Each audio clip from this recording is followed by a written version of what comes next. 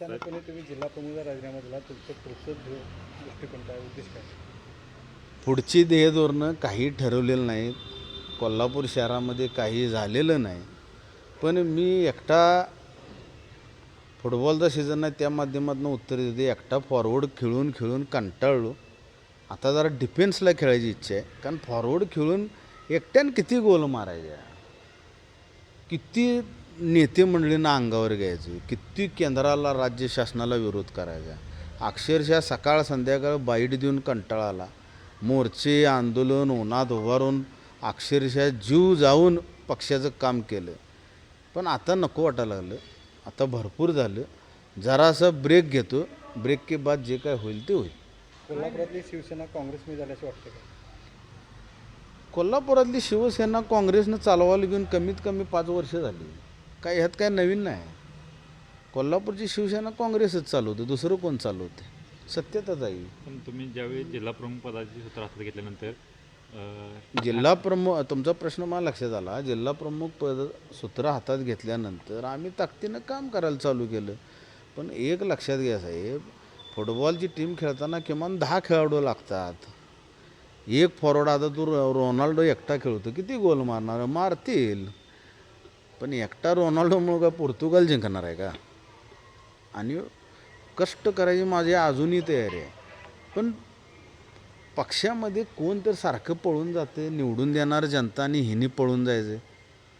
त्याच्यापेक्षा आपणच स्टॉप घेऊया म्हटलं आणि ब्रेक घेतला. काही घडलेलं नाही, कोणतंही कारण नाही. मला कंटाळा आला. मला आता फॉरवर्डला नको, मी डिफेन्सला खेळतो. जर वरिष्ठांनी मनधरणी केली तर तुम्ही पुन्हा एकदा सक्रिय होणार का? मनधरणी करतील नाही करतील हा पार्ट वेगळा. पण सद्य परिस्थितीत माझी मानसिकताच नाही. मला म्हणजे काम करायची इच्छा नाही राहिलेली आता. तुम्ही कुणाकडे हा राजीनामा दिलेला आहे, काय बोलणं झाले? मी कोणाकडे राजीनामा दिला नाही, मीडियाकडे दिला. म्हणजे पक्षाची आपली एक प्रथा आहे की आपल्या संपर्क प्रमुखांच्याकडे किंवा बघा, राजीनामा ही काय लग्नपत्रिका नाही घरात जाऊन द्यायला. या आमच्या लग्नाला म्हणून राजीनामा म्हणजे राजीनामा. माझी सही आहे त्याच्यावर, माझं लेटर पॅड आहे. माझ्या लेटर पॅडवर मी माझ्या हस्ताक्षरात लिहिलं आहे. राजीनामा मातोश्रीमध्ये कधीच पोचला. म्हणजे कारण असं राजकीय कारण पण दिलेलं नाही की काय? मी उलट त्यात लिहिलं आहे की मी कोणते राजकीय विश्लेषण देणार नाही. त्यात काय द्यायचं विश्लेषण? साहेब एक लक्षात घ्या, एका व्यक्तीनं किती राबायचो, काय त्याला काय प्रमाण आहे? नाही. आई शपथ सांगतो, तुमच्या सगळ्यांची आई शपथ घ्या तुम्ही, मी एकटाच राबावं लागलो कोल्हापुरात. कुठला पण विषय असू दे, राज्य शासन चुकू दे, केंद्र शासन चुकू दे, कोल्हापूर जिल्ह्यातले नेते कोणतरी चुकू देत, प्रत्येकाला होरावर घ्यायचो. आणि बाकीच्यांचं काय तुम्हाला माहिती आहे. आता मी काही व्यक्त व्हायची गरज नाही. जोपर्यंत समोरचं कोणी व्यक्त होत नाही उगाचच माझ्या विरोधात, तर मात्र मग कुंडल्या सगळ्यांच्या माझ्याकडे आहेत. नेमका हा इशारा कोणाकडे, कुणालाही इशारा साहेब नाही हा. माझ्या बाबतीत चुकीचं कोणी वक्तव्य केलं त्यांना मी कोणाच्याही बाबतीत आत्ताही बोलत नाही, उद्याही बोलणार नाही. माझ्या बाबतीत कोण बोललं तर मी 100% उद्या परत आहे रस्त्यावर. मला काय शिवसेना पक्षच पाहिजे असं नाही. माझा मित्रपरिवार एवढा मोठा आहे, मित्रांचं प्रेम माझ्यावर इतकं आहे की आणि परत आम्ही 100-200 जण रस्त्यावर आहोत. खरं तर आपण जिल्हा प्रमुखात अनेक शिवसैनिक आपल्या पाठीमागे होते. हा निर्णय घेण्याआधी काही शिवसैनिक किंवा काही लोकांशी बोललात का, त्या चर्चा केली? नाही, मी कोणाला विचारलं नाही. जर विचारलं तर मलाही कोण राजीनामाच देऊ देणार नाहीत. इथं दारात येऊन बसतील 100-200 जणं. असलं काय आम्ही करू देणार नाही. लोटांगण घालतील. मला ते काय नको आहे.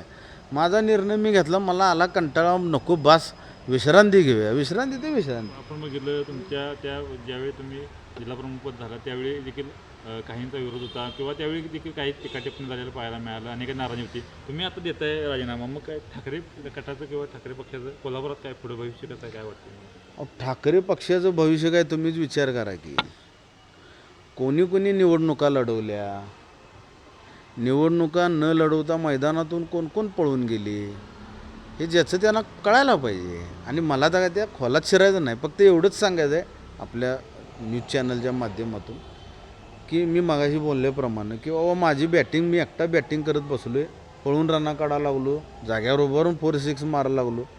पण एकट्यानं 4-6 मारून मॅच जिंकता येत नाही. माझ्या तर बॅट फुटायची वेळ आली, बॉल टाकणारी पण दमलीत. पण जनजागृती, इतर गोष्टी या सगळ्यांचा जर आढावा, सगळ्यांचा अभ्यास जर केला तर आता बास, आपण एकट्यानं लढायला नको. आपण आपलं पहिला परिवार बघू, कुटुंब बघू, नंतरचे नंतर. राज्यात देखील ठाकरे गटाची अशी अवस्था आहे, कोल्हापुरात देखील अशी अवस्था आहे.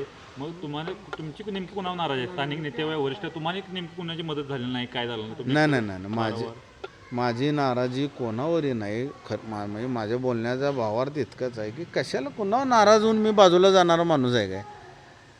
माझा स्वभाव अखंड ह्या शहराला ज्ञात आहे. मी कुणावर नाराज होऊन पळून पण जात नाही आणि बाजूला पण जात नाही. पण मी अजून एकदा सांगतो की मला कंटाळा आला एकट्यानं राबायचं.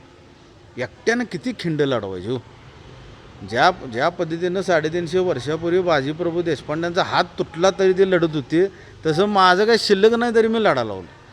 पदरचं पैसे घालून लढणारा हा कोल्हापूर शहरातला एकमेव शिवसैनिक आहे. पदरचं पैसे. माझ्या कुठल्याही विषयावर कुणी चुकीचं वक्तव्य जर केलं ठाकरे सेनेच्या कुठल्या पदाधिकाऱ्यांनं, माझ्याकडं कुंडली आहे. मी कधी कोणाबद्दल सदासजी रॉंग बोलत नाही. पण मला जर कोण रॉंग बोललं, परत मी उद्या तुम्हाला इन्व्हिटेशन देतो, प्रेस कॉन्फरन्स माझ्या या.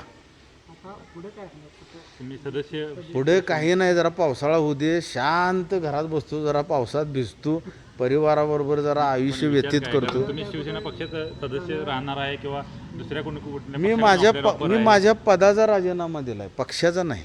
पक्षात सक्रिय असणार? पदाचा राजीनामा दिला. सक्रिय असो नसो हा पार्टी वेगळा. बरं ठीक आहे. मग तुम्ही म्हणताय मी एकट्याने लढलो, मग वरिष्ठांनी याची काही चिंता केली नाही का? मग ठाकरे गटाची राज्यात अशी अवस्था आहे, मग कुठेतरी पक्ष कमी पडते, वरिष्ठ कमी पडतात त्यासाठी? काही बोलायला नको. 1-2 दिवस शांत बसूया. कोण काय बोललं तर मात्र माझं खरोखर बाईट आहे का